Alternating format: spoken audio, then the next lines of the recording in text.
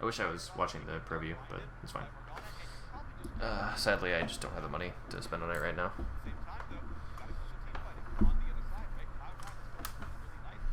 So what I have here is I have my my pen, right? This is like a Wacom, shitty Wacom tablet, so it's not Wacom, but it's a shitty like drawing tablet. I also use it for writing out notes on screen.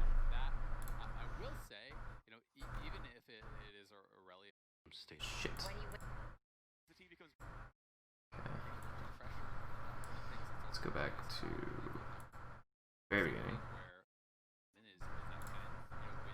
Cool.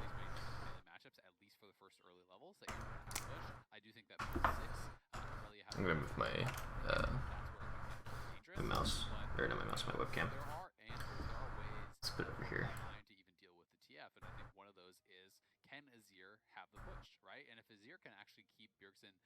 Locked under his turret, if Nissi can consistently push it in, we did see that there was that nerf on TF, and W obviously is going to be a longer cooldown, which means you are going to push slowly, have less access to the cards to refill the mana, the red cards to push it out. That's something where they could get an advantage. If Azir has him locked, if the 2v2 is going well for Zen and Vulcan and they can push with impunity because TF is stuck under his turret, then things can start to get tough. So, one of the things that I've noticed that C9 does is, and they've been doing this for like 2 splits now, is that they're just insanely aggressive. And this is not something that like is, like a unique take on why C9 is so great. Because even like in the beginning of the split when they were 9-0, they were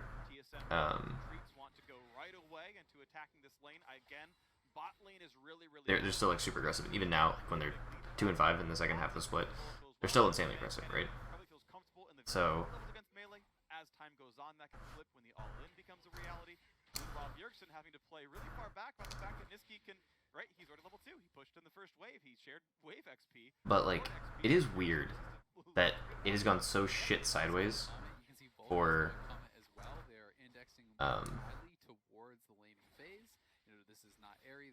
like, over the course of just, like, essentially 4 or 5 weeks, you know?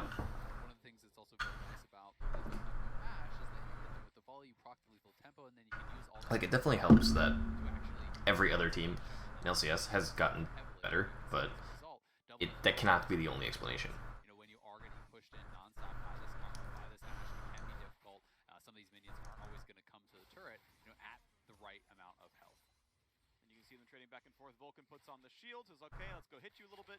This is such an insanely shitty lane to play.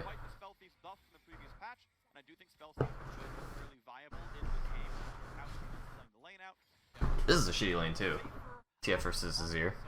Azir just like feels so much stronger because you get so much more value out of 1W than TF does.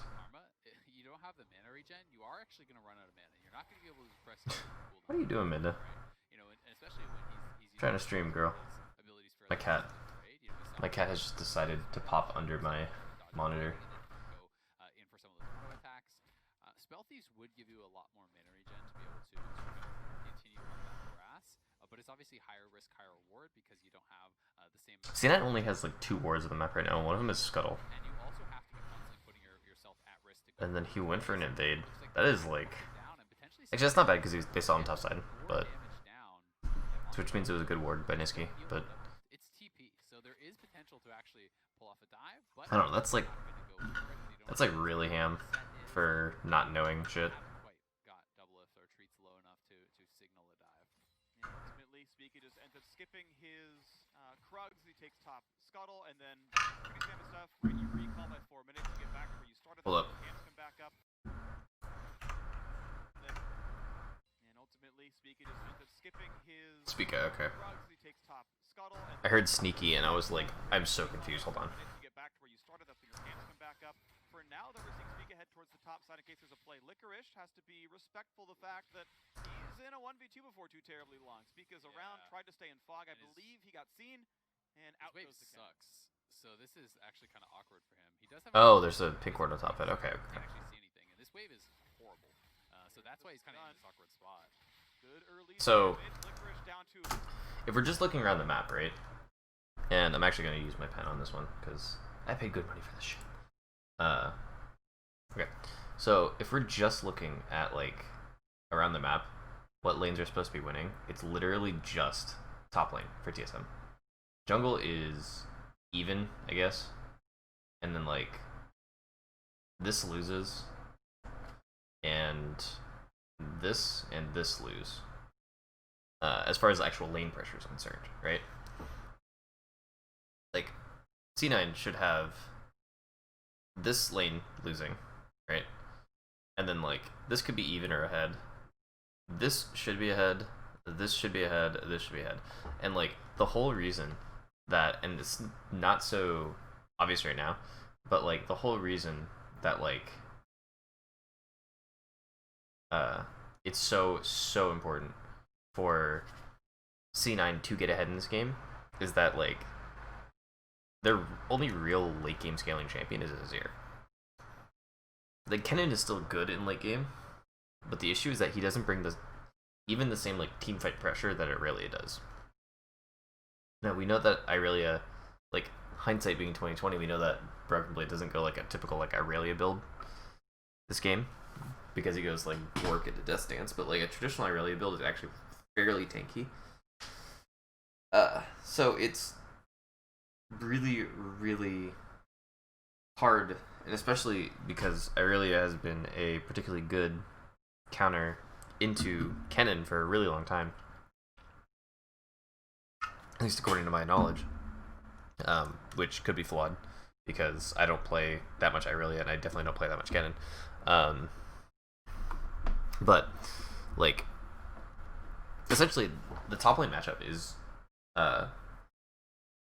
already forced because Irelia just scales so fucking well into late game, into team fights. Can be like a frontliner or like a backline assassin with the same fucking moves. Can deal with like Blabber, can deal with Niski, you know, all these other champions that are on C9's team, and it's like, what do you really have to deal with that? Like, you don't really have disengage, right? Like on C9's team, their only real disengage, like real disengage, is Niski ulti, right? And like I am not a fan. Like this is just a personal thing, and it's because I'm a very passive player in general. I'm not a very aggressive player. I'm not a huge fan of teams that don't have a lot of disengage. I'm a very just like big fan, and this was, I wouldn't say like necessarily a problem, but this was definitely a tendency of mine when I was coaching and drafting. Was I would, when I was drafting teams, I would pick like hard engaged teams. Like we're talking like Sejuani, Malphite, Orianna, Ashe, right? Like those kind of teams. And well, one, because they're easy to play, and two, because they are extremely versatile, not in how they engage, but in using that engage. So it's like you obviously know that a Malphite ult is going to come onto your face, but like, do you use that Malphite ult to hard engage and force the flash, and like the Malphite ult is down for like 80 seconds and the flash is down for 5 minutes, or do you use it to save your carries? And so it's very versatile. But like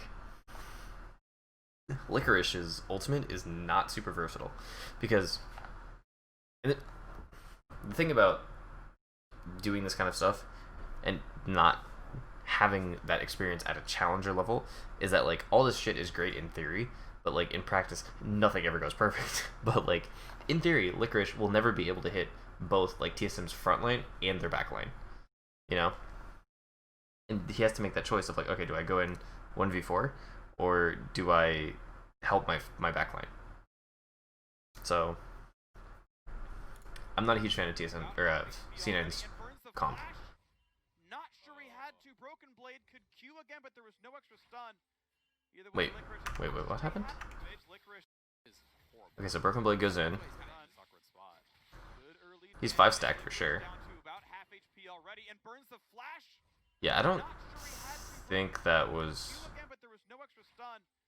I mean, to be fair, I'm kind of Part of this one, I'm out. understanding of that, but like at the same time, like I guess, but I agree with the casters. That was no fucking reason to bust flash there. he's shut his wave out.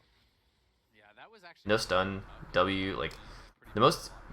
he was doing fairly well Broken Blade could have done was auto Q, auto W, which I don't actually think would have killed him. And he could always flash the W. So, like, you would have time to react to that burst. Jesus Christ. The entire wolf camp was taken. Speak was able to get his Gromp on the way downwards, but Okay, so let's go ahead and go back here a bit. So Licorice TP'd back in, right? His wave is crashing. He goes to help his jungler. This is something that like NA teams are not particularly great at, besides C9, which is Niski just goes fucking ham, and his team is just like forced to help him. And I say NA teams aren't great at this, not because they don't do it, because I think a lot of junglers in NA do it, but like because they like just fuck it up constantly by doing way too aggressive shit. This is good because like the thing about this map control right now, and this is hard to see because of this YouTube bar, but like we know where Irelia is, we know where TF is, and we know where their bot lane is. Both of their bot laners are in bot lane right now, and they have vision. So this is actually an insanely good like movement in, especially considering that Blabber is just going to be stronger than Speaker right now. So I like it. But I feel like too many teams try to replicate this without having that kind of knowledge and having like such a fucking huge wave pushed here. Like Licorice actually has a TP, like the actual item and gold advantage. Niski's also like in a better position, but as we can tell, like he was trying to hard shot that to make sure that he had priority, and he ended up just taking a shitty ass trade. I actually don't know how Bjergsen didn't take like 400 damage from minions here. Oh, I see. Niski went hard on Bjerg to try to pressure, and he moved into his minions rather than like pulling Bjerg into his own. Okay, kind of makes sense. Recalls coming through now across the map. Double with the black shield on. Nicely played. Vulcan knocks it down with his Q. Gets the root, and Double Lift is going to be hiding on the backhand side. So I was on Reddit earlier, and I saw a lot of people blasting treats for black shielding at like really bad times. That is an aggressive. Yeah. That's not a common marksman teleport to see, but because Pico's behind him, because Sven and Vulcan were out of mana and had the base, you can actually go for that. So that is actually like an insanely good point to bring up, is that is a teleport that you will almost never ever want to go for unless you're guaranteed to have the ability to not get punished for it, which they couldn't get punished for that. Like Sven and Vulcan don't have any damaging summoner spells, they don't have Ignite, they don't have Exhaust, and Treats had mana, Double Lift was TPing back with a huge item advantage, and Sven and Vulcan had no mana each, right? So this is no pressure at all. Like, if they try to go in for an auto trade, even with the minions, TSM win that, 100%. But, like, I've seen a lot of people do that in solo queue, where they'll teleport onto minions like that, and then just immediately get solo killed. And it's like, oh, it's so bad, because they see it, and they see it in pro play, and I think they see, like, other people do it, and they're like, oh, they didn't get punished for it, so I'm not gonna get punished for it. It's like, no. Fucking teleport to the tower. If there's one minion left in a wave, teleport to the fucking tower. Actually, this is a very good time for me to talk about how teleports onto minions affect priority. So, very, very briefly, if a wave of minions, right, meets in the middle of a lane, which minion you teleport onto changes the way that the wave will push. So, if you want the wave to push into you, you actually have to teleport onto one of your caster minions. And specifically, you want to teleport onto one of your caster minions, like, way before, like, back here, almost. Before it hits the wave. Because it takes away the DPS of the caster minion. And so their casters do more DPS than your casters, because there's only 2 of yours and 3 of theirs. And if you want the wave to push into you, you want to teleport onto a I'm sorry, if you want the wave to push into your opponent, you want to teleport on a melee minion that is currently tanking, because it will give it invulnerability and will allow for the damage to be negated. And so your DPS, like, you've nullified their DPS, and your minions are DPSing their minions. And if you really want a hard, like, if you want a really, really hard either shove, like, or hard freeze, you actually want to teleport on the cannon minion, because cannon minion does the most damage and has the most HP. So you can freeze your cannon's DPS if it is not getting DPS down to like remove your front line, and their minions will focus the cannon. Or if your cannon is currently getting focused down and you want to push, you can teleport onto it to save the HP. It's super, super important, and not enough people do it in solo queue. And that's like something you can use even at like a bronze level, right? Like, it's something you don't, like, once you take it like a couple of games to learn from it, it's not hard to implement.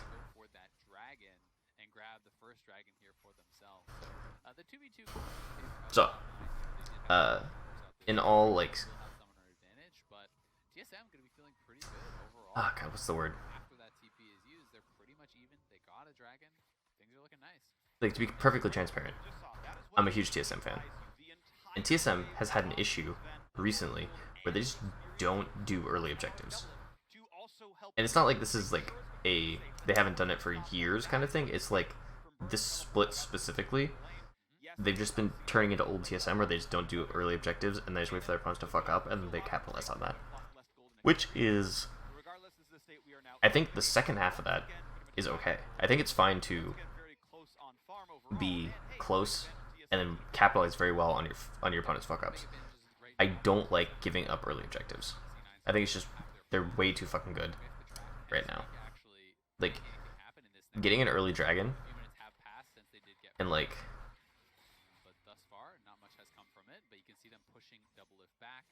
about a third of his health knocked down there, but he still has 3 biscuits. He's not really in danger. I would be surprised if he actually completed this recall. I think that's just him kind of messing around a little bit because he has a lot of sustain with those 3 biscuits. Spica is still not level 6. He's actually down 14 CS, which is like 3.5 camps. I know he got the wolf stolen. Okay, so super important here. So we see Broken Blade jump onto, and I'm not sure, like, I know a lot of higher level players will see this, but I'm not sure how many people in like who just play casually or watch casually know this. But when you're playing Irelia and you don't have your passive up, you lose a lot of damage because you gain a ton of damage on your passive when it's fully stacked. So what you can do is what Broken Blade does here, which is he knows Licorice is going to have to run into his ulti. He's landed his ulti, right? So he's not going to get away. And also Bjergsen is teleporting up. So he has time to stack onto the cannon and then stack onto a range creep to not only get the CS, and yeah, that looks cool and it's stylish, but also stack his passive, reset his Q, and let his other stuff, like his E, get a couple more seconds off of cooldown. It's actually super, super important to do this, and there's a reason that, like, even though Irelia is not the, like, level 2 master anymore, she can still, like, level 1 or level 2 all in somebody if your opponent's not careful. One of my favorite things to do on Irelia in top lane is to get, like, the minions all super low and then just Q through all of them and just walk my opponent down. So it's something super important. And, like, you see how much fucking damage Broken Blade did there? Like, here. Let's slow this down, right? Because I want to see if Licorice gets the exhaust off before Broken Blade hits the Q. Okay. So, it wasn't actually Broken Blade that was doing that much damage. It was actually Bjergsen. It was his WQ. That was the burst, but still, like, even through the exhaust, he still did a fair amount of damage. Okay, here's another thing. I'm not sure how important it was to cleanse that. because I don't see them pressuring this any harder. Doublelift has level advantage on them, and Sven is out of mana. Like, not out of mana, but like if he levels off of this minion, which I don't think he will, he gets enough for ult, 1 volley, and 1 Q, and that's it. Sure, Vulcan has a ton of mana, but so does Treats. Like, I don't see a world in which like staying here is a good idea. So I don't know why they burn Cleanse. It's not like they were gonna die. He wasn't in tower range. He would have known if he was in tower range because he was the only thing in tower range. Very well done by TSM. They do find that window to punish. He did hit 6, but you'll notice he's still like what, like a third mana, which at level 6 is probably like 130 or something. It's probably closer to like 150. But ult is 100, and volley is I think 40 when it's being maxed. Q is 40. I know that for a fact. So it's like you have 2 spells, maybe 3. Now they are getting pushed in pretty hard on this bottom side. They have lost the turret plate, are getting poked out. Here it is one more time. Yeah, I don't care. I've already seen this. Even if Labra was so they did stay, and actually, if you notice, when you come back, Sven has just ulted Doublelift. Like, this is out. He's at no mana. I don't know why. Confused. TSM though, starting up this Rift Herald. 400 health left from that one. Ult is going to come across for the dunk. Speak against the double stun, though, and Bjergsen's there as well. Look at the damage output. Niski trying to get away. The Volibear redunk, though, and that should be 2 kills picked up to C9. Broken Blade can't get out. This is the kind of C9 we used to see in the first half of the split. The willingness to that was just good by C9, like straight up. TSM couldn't even pick up the eye, so they got the Rift Herald, but they don't actually get the eye. So they like really that was just a really good. out of it. So Azir pushed them into volley and cannon, and they could just go hard. It's good. It's good shit. But C9 coming out very heavily. I'm really surprised that they continue to pressure bot lane like that. For TSM, as you can see, Bjergsen, he's under his turret and has no TP or ultimate. So Niski is always going to be the one. Like, I guess they know they're not going to get ganked, but Cannon would be able to arrive. They almost burst out like Niski Ashe has no cleanse, so if Morgana like flashes forward and ults, there's no way to dip. So I find it very odd. I guess maybe Mord didn't have ult at that point or something, but still. A lot better about things going on the top side. Speaker, the guy. Take the money. Some of that, of course, lies to you because Twisted Fate passive does generate free gold, and you know that's just going to show up on the scoreboard regardless of the actual performance of the players. But still, going to say a close game overall. One Drake maybe not worth 1,000 gold. Maybe I favor C9 very slightly, but certainly too early to call any victors just yet. Cinderhulk finally now through for the Volibear. So, and you can see how far back Lucas is playing, right? He is queuing for last hits with a minion wave there because Aurelia will stack up the passive and she will just take him over. As far as the buffs in 10-15, they are now in effect for Aurelia from level 7 onwards. She gets 10% more attack speed on a full stacked passive. That is now in effect here. So Broken Blade is finally, for the first time this game, receiving the buffs of 10.15. She was the same champion from before the patch, but now you can see he's feeling pretty comfortable in the mid game. So let's talk itemization, right? Because this is something that's also very important and doesn't really get talked about enough at a lower level. And even in my solo queue games, which is, I'm currently plat 4-0 LP because I've been on a losing streak. But let me just na.op.gg myself. I want to say I'm probably top 12%. Oof, that is a lot of red. Alright, okay, so plat 4 in NA, 0 LP right now is top 10%. 10.25%, right? I'm under 200,000, like my rank for the top. So even in my games, people just go so fucking nuts on autopilot, right? Like insanely fucking nuts. And the issue with that is that you lose a lot of your ability to function if you itemize incorrectly. So why am I talking about this? Because this shit right here, these merc treads are so insanely good. It's like twofold, right? Because one is essentially like, it's because he's TF, right? I don't know why I cannot write like correctly. Like, he's TF, so obviously movement speed is good, but more importantly, right? Like, oh, come on, computer, you can do it. Whoa. Okay. So I'm gonna go ahead and quit out of my epic pen here. Seems to just be killing me. All right. So more importantly than he's TF, movement speed is good on everyone, right? Like, there's a reason that for many years, and I know that there's people who haven't played the game for long enough to remember the old runes, movement speed quints were essential on like the vast majority of mid laners, right? Like, people would give up an entire like starting item's worth of AP, which is a fair amount, for movement speed, because movement speed is just that fucking good of a stat, and it's that hard to come by. So one, he's TF, right? And so movement speed is insanely good because you can ult, and getting to ult, like getting faster to places that you can ult to, is good. Two, movement speed is just good against their team in general. They have a lot of like very run at you kind of CC.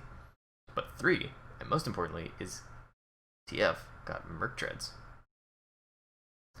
Now, there's a lot of people who will just auto buy boots and not realize what the enemy team does, right? Take a look at this enemy team, right? Ashe, Volibear, Azir not so much, but a little bit still. Karma and Kennen. There are fuck you amounts of undodgeable CC in that, right? Kennen ulti, Karma root, Blabber Q, right? Volibear Q, even Ashe slow. Like, merc treads are so good versus this team. Even if this was an all AD team, if it was the same amount of undodgeable CC, I would still probably buy merc treads, because tenacity is such a hard stat to get in League. So it is one of those things where, and it kind of bothers me a little bit when people buy like Tabi, even if it's a full AD team, if very few people auto attack and there's a ton of CC, because Tabi doesn't really like give you a lot of like benefit if the opponents don't auto attack that much. So just think about your boots when you're hitting solo queue. This is one of the biggest things that messes with me, is when I see people with just like bad boot choices. But Bjergsen is not bad boot choice, right? It's a really good boot choice. Because he can't actually fully reset the wave, he's just been constantly stuck here. This is just like a permanently frozen wave where he's just bleeding out more and more farm. Broken Blade is always going to keep those 4 minions there, and as long as you have those Also, Broken Blade's build is very fucking weird. And I'll be the first to say that I don't really understand it, but I think I get it. Right? Like, I can give an idea. And I think the idea is, one, I really auto attacks a lot, so attack speed is good. Bork passive is good. Two, I think he expects Kennen to be able to outrun him. And so if he has Bork, he can run Kennen down, right? He has lifesteal to like kind of delay the, like, to survive the burst and regain HP. And he also has Conquer, he also has passive. And then, I guess passive doesn't heal him anymore. Q does though. And then on top of that, he can run Kennen down after that, right? Because Bork can slow them, and then you can just like run him down. I think that is the idea behind Bork. It also makes a split push like really good. And look for some vision moving forward, but it's not meaning much. But thankfully for Cloud9, Niski has picked mid lane. They've gotten a plate. I haven't seen if they've gotten a second one. Yeah, they have gotten 2 plates in the bottom lane. So it is that freeze for TSM up on the top side, but Licorice is still in range to get experience. And we'll see if he can actually keep the wave off his turret, because really what Broken Blade is doing is, Flash, Okay, ulti okay. backwards, easy stun. Bjergsen's flashless, no way out of that one, and Blabber finds himself a kill. The kinds of tower dives C9 fans are looking for. The game, though, still close. Where did his flash go? The ulti backwards. the wave off his turret, because really what Oh, I see. Flash for the ulti backwards, easy stun. Bjergsen's flashless, no. Wait, do I see? we'll see if he can actually keep the wave off his turret. What the fuck happened here? Flash, Oh, it's just okay. It's a spectator bug. Okay. tower dives C9. Great kill, though. They did know that Bjergsen had no flash because he actually flashed out after the Rift Herald fight. He did have a spellbook heal. I think they're trying to survive. It's a spellbook issue. Okay. Down here on this bottom side. So is Spica. The dragon is up, so we'll see if they can actually... Okay, so this is a very fucking weird teleport from Niski. It's not that weird, but the fact that Blabber is not even like on the dragon right now is very odd to me, because they could totally just force this. Like, Bjergsen's dead, and Niski has a full Nashers, and Spica is a level up, or is a level down on Blabber. So it's just like, why would they not just like hard commit for the Drake? It doesn't make sense to me, because TSM cannot pressure them for at least 6 seconds, right? Which is an eternity when it comes to like Azir with objectives, right? Because Azir just takes shit so fast. Ultimate, so it would be risky. There is no teleport on Broken Blade, though, so that is kind of the big advantage right now for Cloud. Like, they could have had this by now. Just based, he is preparing for this fight and even grabbed sword boots for himself, delaying his proto belt. Didn't get the Kindle gem there because he was. I don't know. It's very weird to me. Right now, in case he had to TP, because he knows he's not going to be having. Like, if they were gonna wait that long, if they were gonna wait long enough for Bjergsen to respawn and have the ability to teleport in,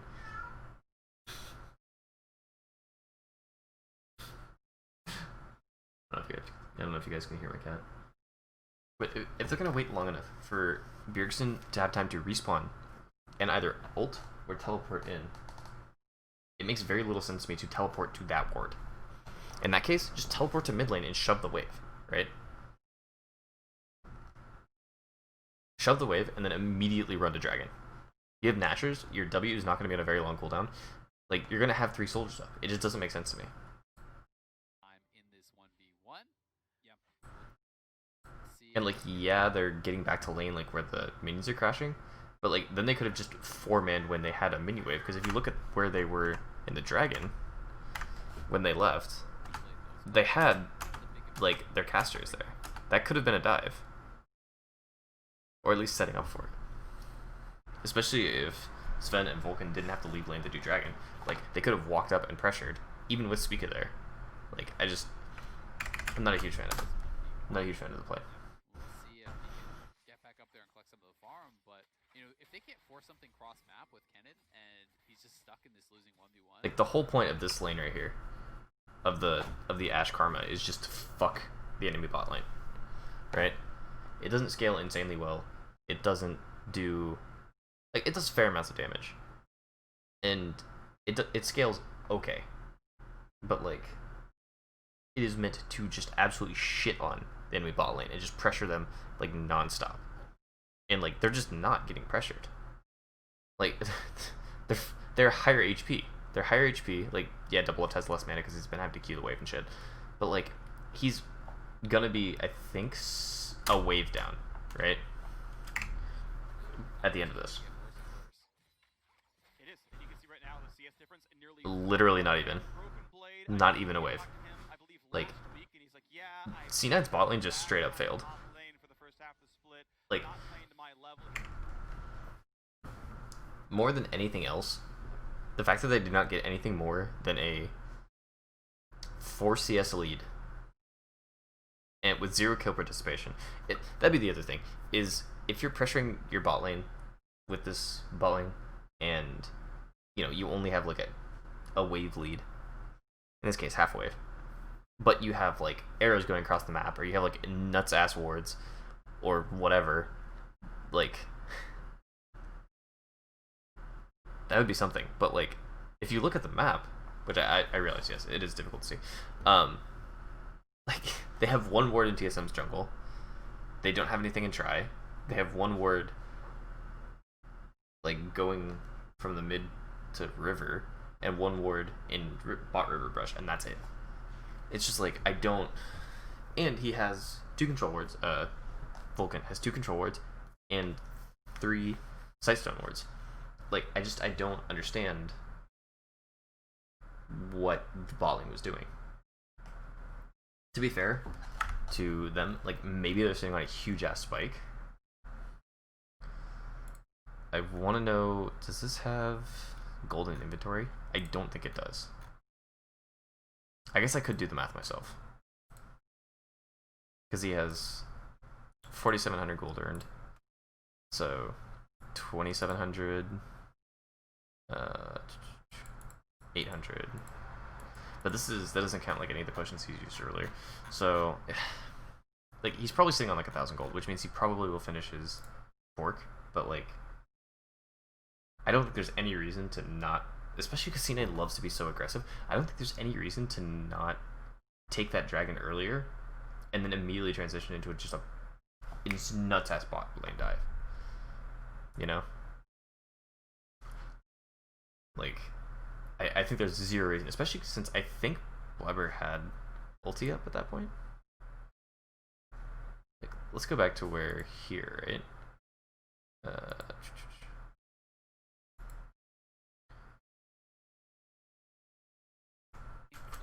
it is that freeze for TSM up on the top side, but Licorice is still in range to get experience. And yeah, okay.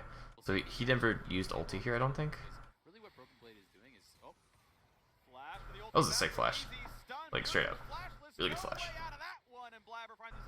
Yeah, he never used ulti. This is like prime fuck your bot lane material, right?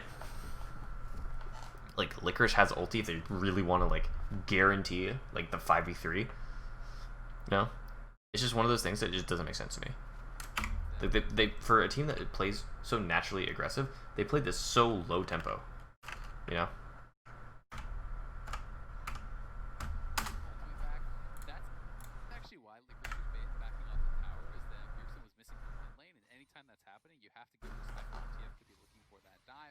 Such an easy setup. If TF comes in with the gold card, you land that. That's a guaranteed Aurelius stun to follow up. The ult is there. Later Rune King is going to be there, and you will just get burst down pretty much immediately. So this is a hard game. Now, bot lane still has not reset.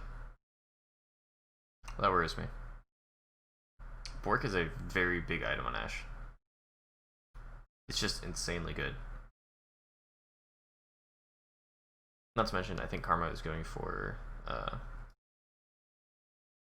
she's probably going for Ardent, but she could also be going for Athenes. Either way, like, they should have money to get those by now. And they've had good opportunities to back, is the other thing. Like, this is a perfect opportunity to back. This should be a cannon wave, right? for Licorice to actually play, he got put behind by the Like 90% sure this is a cannon wave coming out. Okay, it's not, but... is winning very early, but, so, they should push this and then reset. And they're looking to do that right now, actually. Karma's resetting. Pretty sure she ult keyed the wave, and then bot lane's gonna reset. Okay. Oh, that was fucking sick. Meanwhile, by the way, Vulcan is already fully reset. He didn't have enough for an item, or he didn't buy it. I'm assuming he didn't have enough. No, there's no fucking way he didn't have enough. He just didn't buy it. Maybe he just thought he had to run immediately there. But I think that's kind of a mistake. And Sven is resetting now. I definitely would have launched the ult across map. Blabber has to ult away to keep himself alive, and TSM have the cavalry to keep that top lane gank from working. But nice defensive TP there from Bjergsen. Thankfully for C9, Niski actually made the roam very quickly, because if Niski didn't make that roam, I think TSM could have continued to play and probably got kills. In the end, there are a trade of flashes, the teleport coming out, so it's not a bad attempt, but that was close to going really poorly for Cloud9. I mean, so this is something that happens a lot in solo queue games, people don't really understand why. Is you put your, like, duo lane mid, so that way they can shove. Essentially, like that's basically it, right? 2 people shove better than 1 person. Usually it is mildly safer for them to start scaling into like 2 items, 3 items. Your solo laner has been probably getting fucked the entire game, so they're used to it. They just go bot lane, or whatever lane is weakest. And then your mid laner usually goes, if they can, to a side lane. Stop, for the love of fucking god. If you're a mid laner, stop just running mid lane. It's just, there's no fucking point, just stop. Because, like, the amount of times that I've seen mid laners run mid lane when the bot lane is, like, the duo is already mid lane, and no one's covering top lane, and that CS just going to waste, is way too fucking high. It is nuts. I'll be right back. And TSM did have the HP advantage, so they're starting up the Rift Herald, but Cloud9 is onto them. They spot them with the Hawk Shot. Niski is here, and it's going to force them to back it up. This is a really weird time for TSM, because nobody on their team has a, well, Broken Blade does have a pink ward, but nobody on their team has wards right now. Like, everybody's trinkets are on cooldown. Broken Blade is literally the only person with wards right now. That's so weird to me. I guess Herald doesn't take as long as a lot of other objectives, but like, especially with like multiple people, but it's just fucking odd they would try to do this without like any vision. Actually, I lied. They have a lot of vision right here. They basically know where everyone is. Okay. You know, I take it back.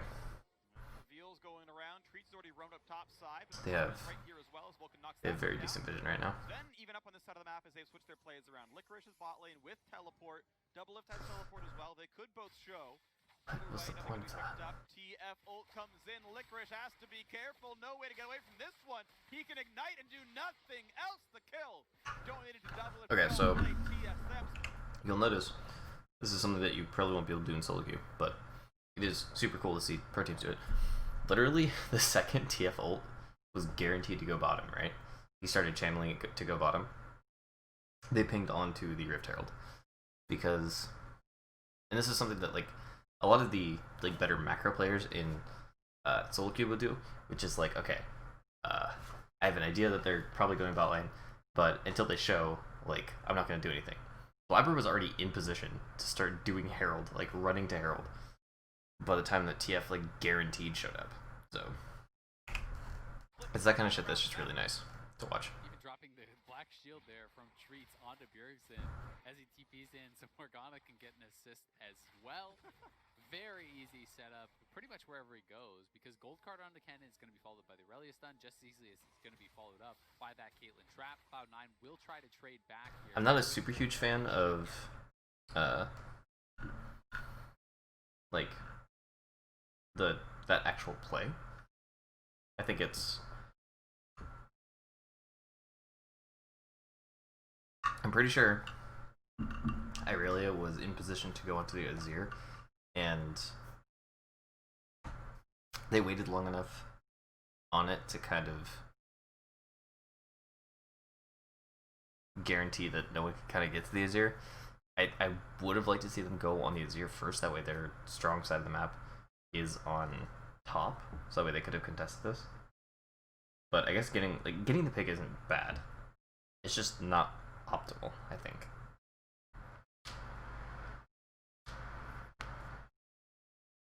And like, I think the actual low variance play is to kill the top laner and give up Rift, because you kind of know what's going to happen, right?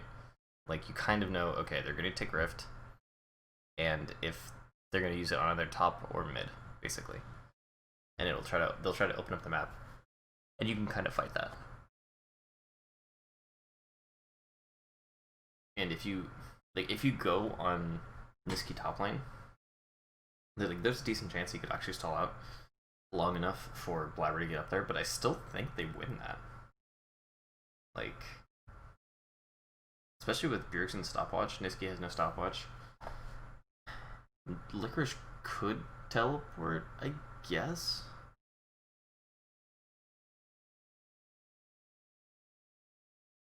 But Set was also top side of the jungle at that point. I don't know, I like going on the mid laner and the strong side solo laner with TF Irelia more. Oh, I really didn't have ulti. Okay, that makes a bit of a difference actually. But still, like, I like going on Azir more. Just that way they have control of the side of the map. Because they had this, remember, they had this like all warded. This was warded, this was warded, this is still the same fucking ward. This was warded, like, everything was warded, and now they just gave this up. It wasn't for free because they killed Licorice, but TSM here, so they are trading back, but this is a very, very even game. And so far, you know, it looks like we're in for a treat. Cloud9, a couple weeks ago, I'm not super given them a chance sold on that, right? Of a bye, right? In playoffs, everyone thought they were going to be the lock for #1. Then even once they started losing a couple games, you're still like, what? Immediately use a mid just to like open up the map. #2. Yep. But if they lose this game, they are tied with TSM, and TSM has the ability to pass them. Oh my god, that was gross. Backwards and jumps away. Not the longest of cooldowns. He's got Nash's too. So Holy shit, that was fucking disgusting. TSM are able to make a ton of farm on double lift, 172 at 16.5 minutes. Broken blade at 151. Not a bad cliff either. He's really got agency in the right champion's hands. As Sven is pushing down the mid lane, he's got a ton of farm, highest in the game. Got to give him credit where that one's due. Ash Karma, one of the most abusive duos you could possibly play against. They did a good job of that one. So, Freak said that like it's one of the most abusive combos you can play, which I agree with, because shit's gross. But like, I don't actually think they've done that much with it. Like, TSM's bot lane is no way. They actually, holy shit. TSM's bot lane between the two of them has 100% KP. So, whereas their bot lane is literally only up less than 3 waves. I would not consider that a win. And the average wave, I think, so 3 waves is going to be 17 creeps, which is 3 melee creeps, which are around 20-ish gold, and 3 range creeps, which are around 17-ish gold, right? So 60, because it's 2 times 20. Actually, let's do 63, because I know they usually drop 21 gold. And then 3 times 17, which would be 51. So, right? 41? 41. No, 51. Yeah. So, that would be like, what, 114 gold? Plus 1 cannon, which is 60, 70 gold? 80 now? Anyway, so it's about 400 gold, right? So, Double Lift basically has that gold because he's got a kill, right? Like, Licorice was still worth 300 gold. If you have 2 deaths, you're still worth 300 gold. Not only that, he doesn't have a bounty. And, like, he has an eye edge. Like, it's almost not comparable to say that, like, oh, they're doing great. I don't think they are. And I think they could have pushed their pressure, like, a lot more, especially considering, like, how nuts Spica was getting fucked in the jungle. And, like, how he kind of was just very passive. Like, not that that's necessarily his fault. I think that's also partly the champion. And also, Blabber is just, like, Blabber and going nuts. But, like, I don't agree with that statement. No real plates taken. Like, they've been farmed up. You know, one of the problems that Freak, you know what Freak is, right? They have been taking plates, so they have an extra, like, 150, 200 gold from that. But, like, I still don't think that's, like, I still think you should have more pressure than that with that lane specifically. It does help that Double Lift has teleport, but, like, I don't know. It is kind of, I would say, disappointing. Like, I expect more from C9. Anyone who's actually very good at answering side lanes. You don't really really want a Zir against the Federelli in a side lane. You don't really want the Kennen stuck there either, with TF being able to ult in on top. Like, so you're going to be kind of just permanently losing side lanes for the rest of the game. And if that's the case, then you need to be able to force at objectives or find and engage. And I don't think the Cloud9 have the absolute best ways to do that. We'll see if... So Zale brought up an extremely good point, which is that they don't win side lanes. And essentially what that means is for some people, like I know people don't always understand exactly what everyone's saying. Like they get the gist, but like they don't understand why that is, right? So remember that whole, I think Broken Blade is buying Blade of the Ring King, so that way he can run people down. So guess who can't really deal with that shit?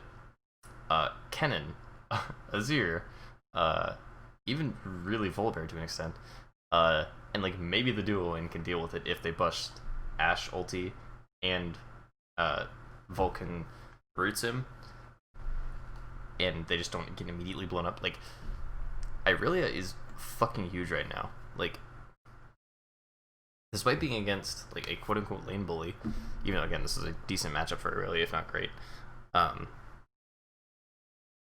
Actually just like 4 waves up, 3.5 waves up, fully completed item, fully completed, like fuck you, no CC boots, like and so no matter who you send to that lane to deal with the Irelia, they are just not gonna have fun because there is very little any single person can do to deal with that Irelia, to safely disengage the Irelia without busting a major cooldown. And that's kind of what you mean when you say like deal with. Sometimes you send Malphite to deal with Fiora, right? Not because he's gonna kill her, but because he's gonna stop her from really doing a ton of damage because he can clear the wave and run away and not deal with her, you know? And not have to play to her strengths. And this Irelia is getting ready to just like rev up and go, you know? If they can win this dragon fight, because if they can take a second dragon, then they can force TSM to come to them on the subsequent ones as they threaten Soul as a win condition. So this is a hugely important fight for C9. Go, Ocean Drake getting pushed down rapidly by TSM. Blabber's gonna walk forward. Smite's gonna come through on Spica's side.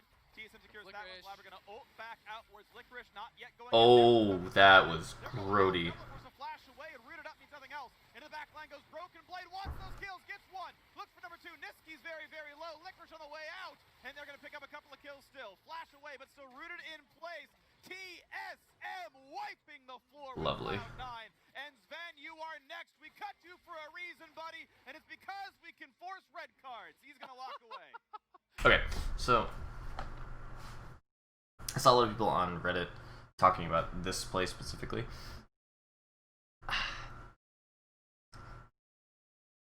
I do think Bjerg probably meant to gold card. I think because let's watch this. And wiping the floor with Cloud9. And Sven, you are next. We cut you. That was a very late. Actually. TSM wiping the floor with Cloud9. And Sven, you are next. We cut you for You know what? He meant to red card. Absolutely. We can force red cards. He's gonna walk away. Oh no, So there are 2 explanations for this. One is that he just wanted more damage, which is kind of a shitty explanation. Honestly, I don't believe it. The other is that he was aware of the cleanse, and this is the thing I saw on the Reddit, on Reddit about this game, was that he knew that Sven had cleanse, and so gold carding there was kind of useless. However, I think forcing the Ashe to use cleanse is probably better than getting the kill. The other option that may have happened is that he realized he wasn't going to be able to take the kite from the Ashe and like 2 tower shots and survive, and so he just wanted to get as like force Ashe away as much as possible so that he could get as much done.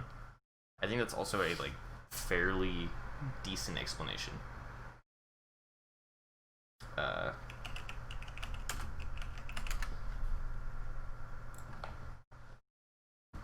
Because I think actually sure, but I think he was already starting to tank a tower shot.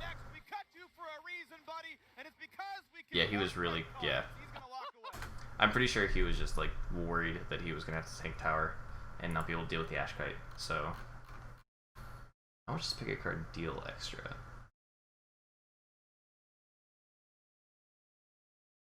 So assuming he's maxing W second,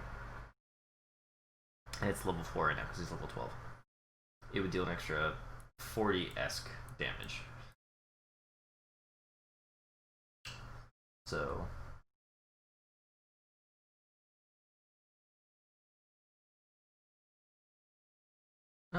40-esque plus an extra 10% AP, which actually is mildly big. But anyway, I don't particularly think that not forcing Sven's cleanse was a good move. The other option he had was to start the animation and stop. Something that was like super popular in Korea back in the day was starting the animation and then stopping immediately. So that way you look like you're throwing the gold card, but you're not. I don't know, I feel like forcing the cleanse would have been smarter. Especially since Treats had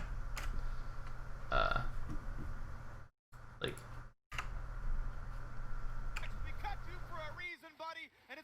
yeah, especially since Treats had bind, and it could have hit even if he had been like stunned for a millisecond. I don't know, hard to say. I would have preferred forcing the cleanse. So he does let him go away. We'll just say they let him go. What's the life between friends? It's a double entendre. Go back home and Entendre. tell everyone else. That's not what that means, Freak. To the C9 base. At least go to the goal. not socially. Go to the Dragon Pit. But here it is again. This is actually a clutch ass smite from Spica, straight up. Actually, okay, like, Blabber hard fucked this up. Like legit.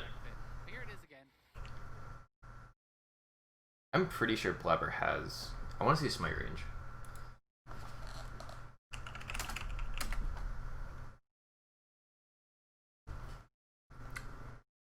Alright, what is the champion level here? So, Blabber is level 10.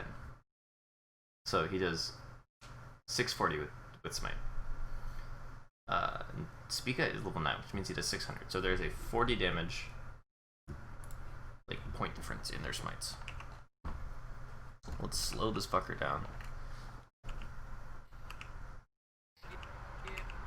Okay, mute.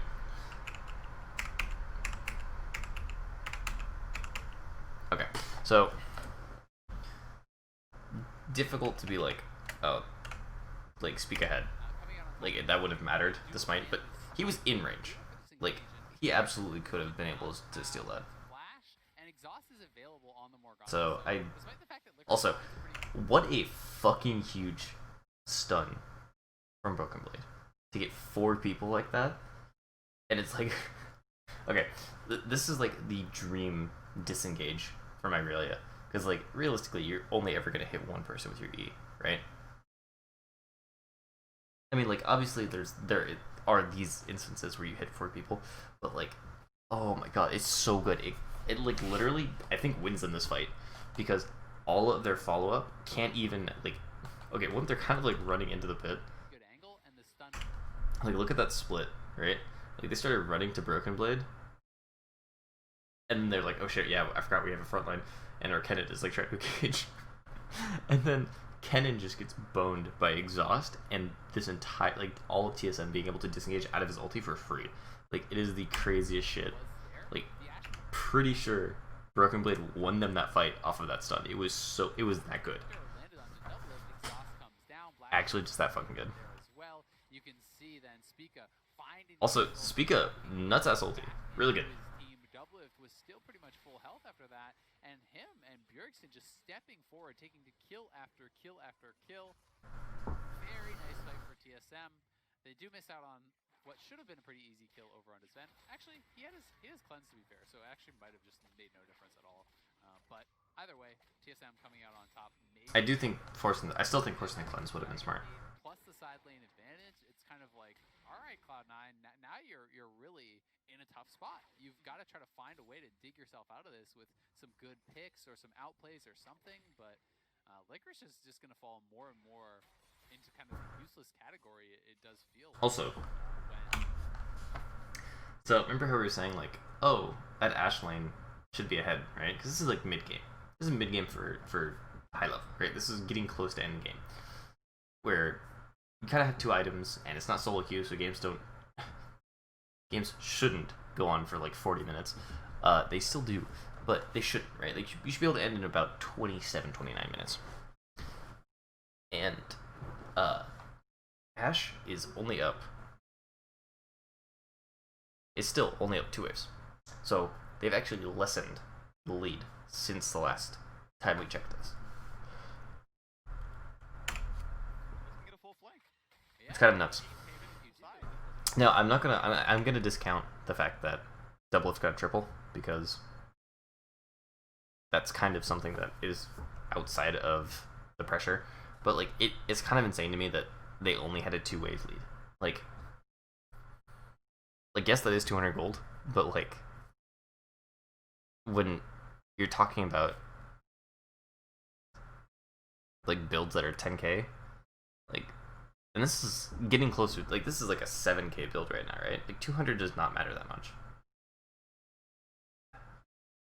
If they're like 50 CS up, I would have been like, okay, yeah, that's pressure, even if they had gotten no kills whatsoever. Like, it's just, like, they were essentially a kill up because of the plates. And it's just, I don't like it. I don't know. I don't think that they... Actually, the funny thing is, I don't think they played it poorly. I just think they weren't aggressive enough, you know? Like, it's kind of a big difference. Where I think C9 did a good job of playing a lane. Because that is a very easy lane to get ganked on. You have an immobile AD carry and an immobile support. But like, oh god. Rest in peace, Licorice.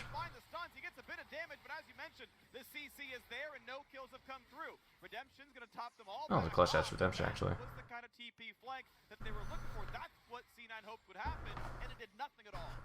it didn't do much. And that was double TP actually, because they even used the one from Niski, and now Doublelift is actually just going to TP to top lane and take this tower. And Doublelift is ridiculously fed. Oh my god, I love just the gusto to go for this. Solo laners on C9 right now. He already has IE Essence Reaver, so he went for a I love very it. expensive build.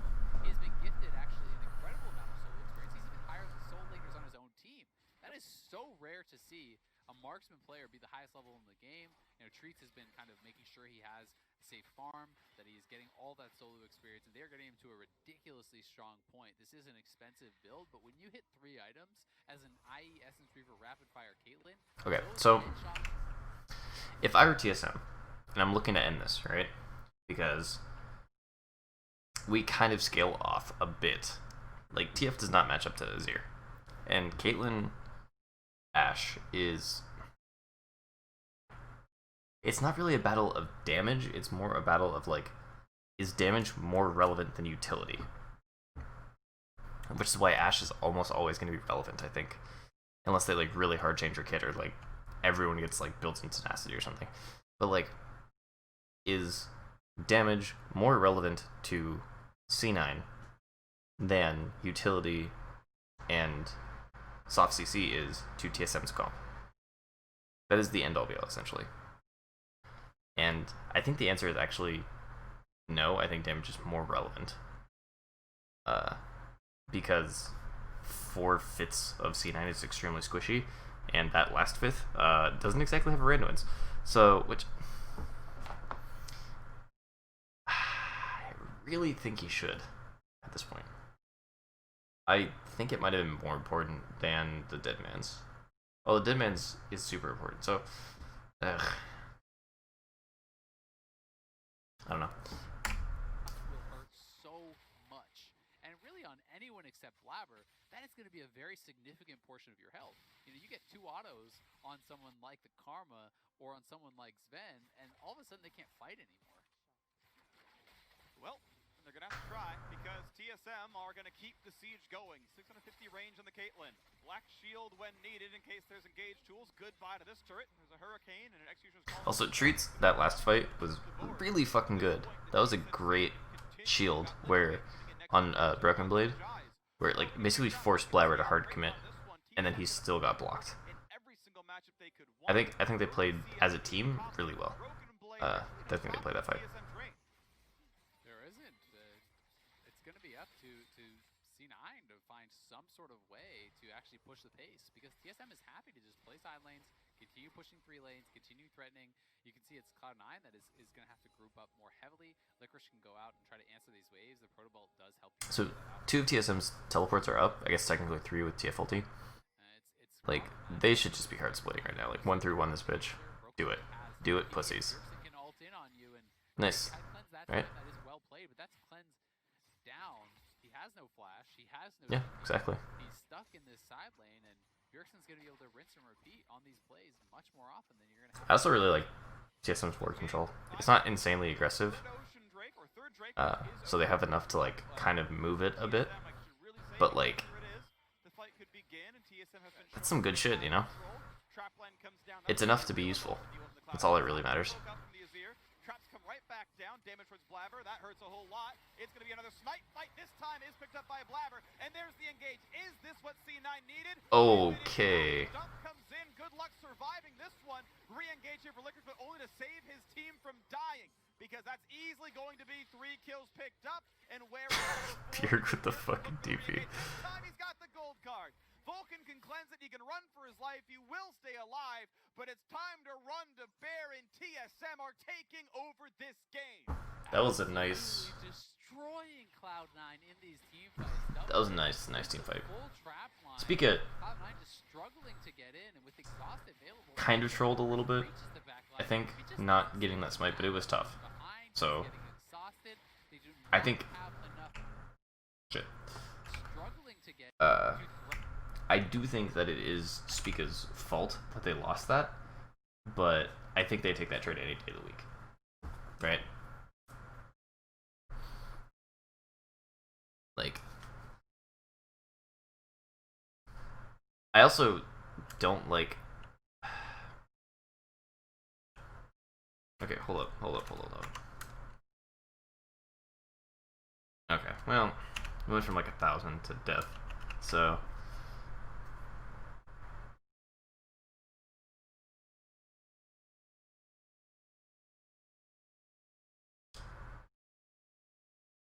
Actually a really nice cannon ulti. If he didn't get immediately exhausted and just killed. Also, like...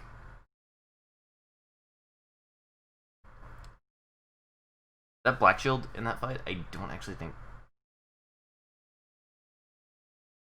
covered up anything, because I didn't see Volibear use the animation for his Q. So I don't actually know how much the black shield was important to double. I think the idea was correct, because the Ashe ulti's stun had pretty much worn off, and so like you put the black shield on and you block like the Volibear stun so you can start cutting back. But I don't know.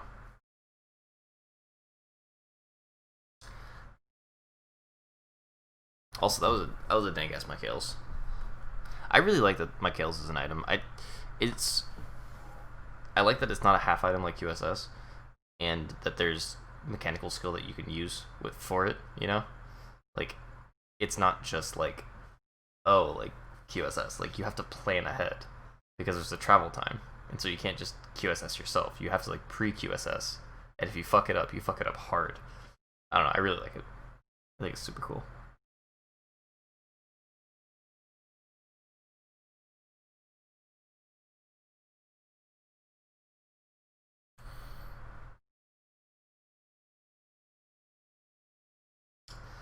I'm not a huge fan of TSM's vision right here.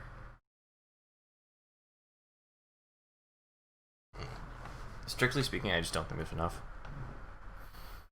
They still have their pink and bottom tribush, and I'm just not a fan of that. Like, they should have moved it up at least to cover like red side try, or like, or not try, but like red side.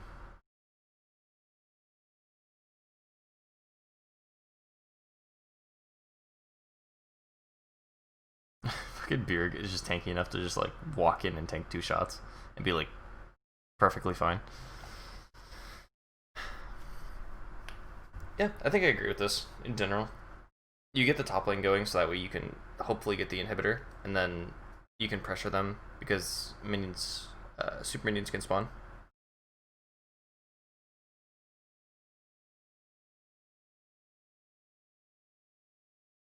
I think the flash might have been unnecessary, but I don't think it was bad.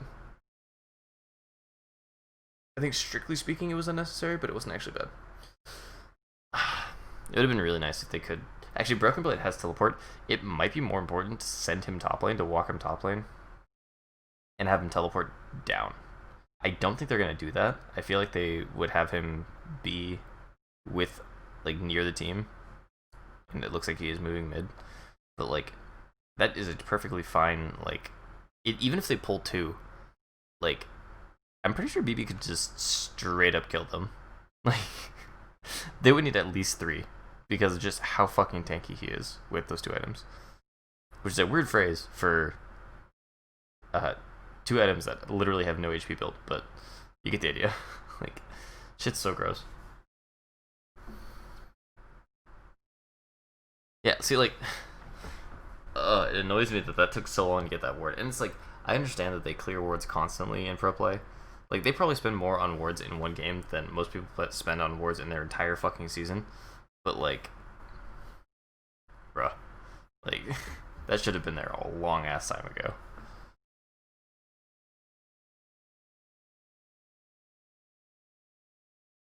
I'm also not a huge fan of, like, the team splitting like that. I feel like getting the objective faster and resetting faster is better.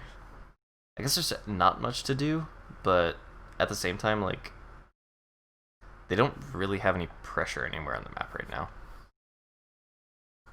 I guess they do have Baron, so it's not as big of a deal, but, like, they have to reestablish pressure now.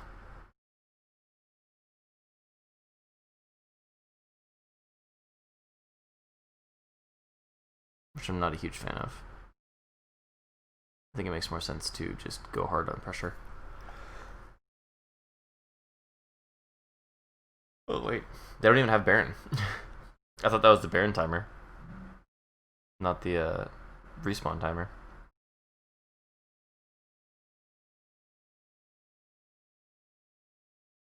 Was that regular Flash from Spica? Yeah. I'm not a big fan of that. He already had, like, fuck you movement speed.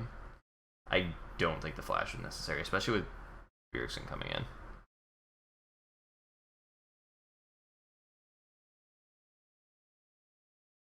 Like, they essentially just wasted Bjerg ulti, right? Like, it wasn't a waste, because they got the kill, but, like, Bjergsen didn't even get an assist on that, and they did get the inhibitor, which is good, but it is just one of those things where it's like, it seems like maybe they need to communicate a little more efficiently. I don't think they need to communicate more. I think they need to communicate more efficiently. Because, like, that's a very easy, like, TF is already ulting in. There's no need, absolutely zero need to rush that. Like, he doesn't have a Zhonya's. There's no way for him to delay, essentially. Because Caitlyn can just straight up kill him over,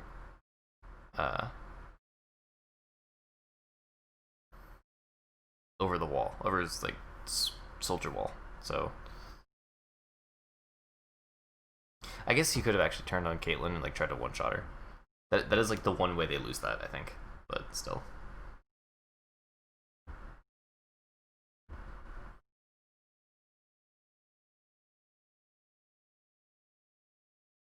I will say, one of the biggest criticisms I've been giving TSM as a fan for years has been that they're way too fucking wishy-washy as just, like, a team in general.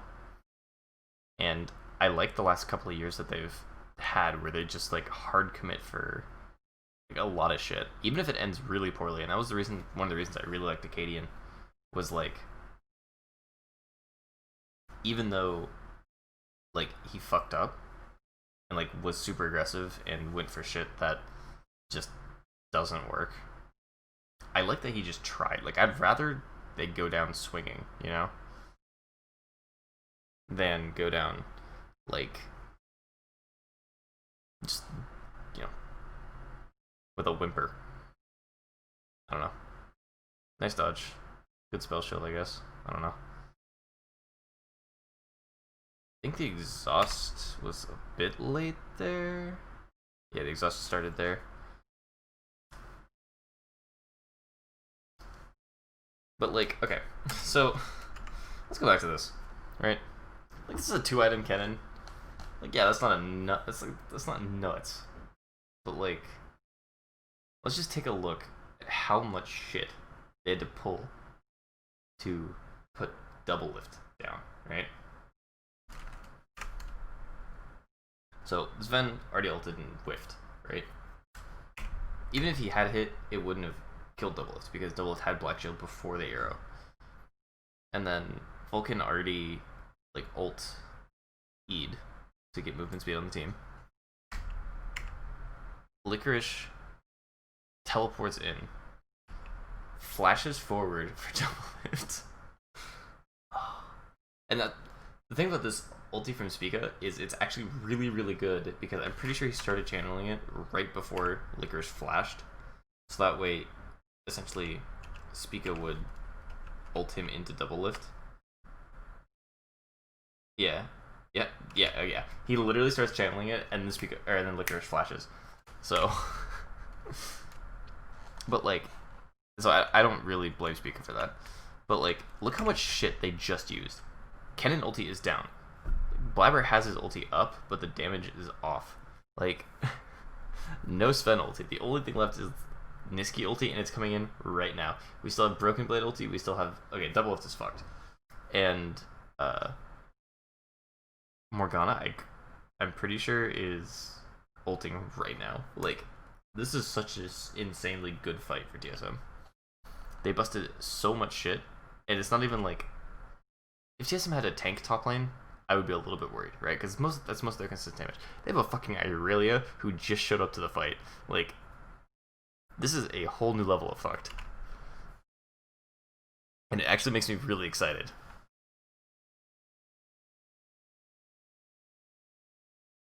Oh, poor Vulcan. It's a tough flash.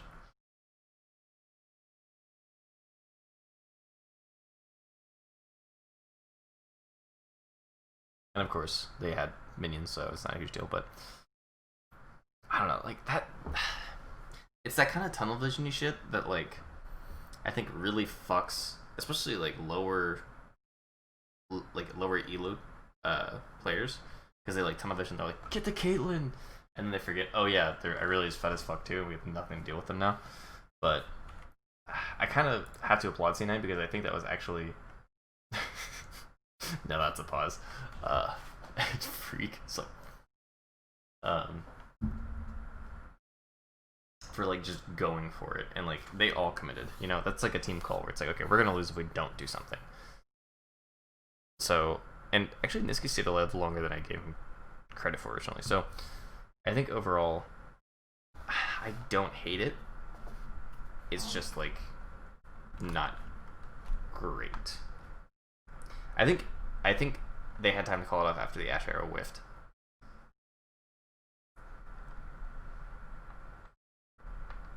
But anyway, I think it was a decent game by TSM. I think there was some stuff they could definitely improve on. Obviously, like, I'm totally TSM's coach, obviously. No, but like there's definitely some stuff that they could have pushed a little bit farther. I think BB could have been a little bit more aggressive in his map positioning. I think there was a lot of times where he was reset off the map, and he easily could have been pressuring, where he had like mana, he had HP, and they knew where everyone was. I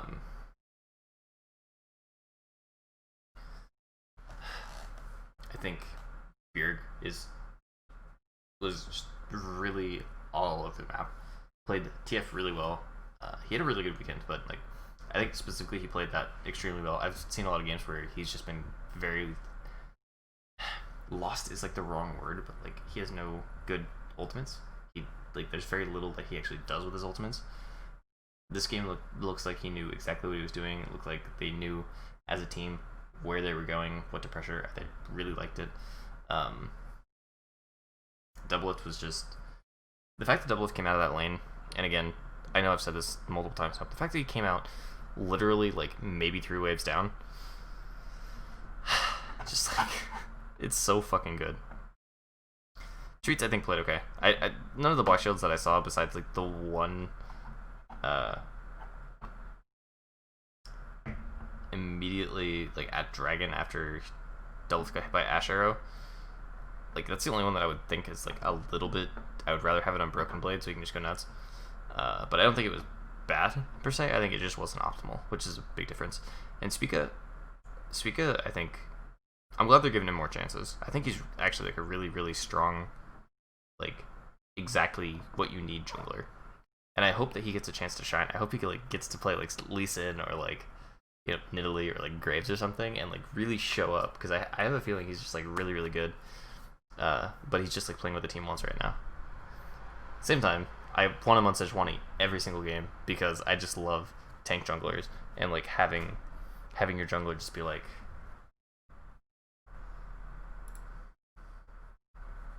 you know, like fuck you, like you're not moving. All right.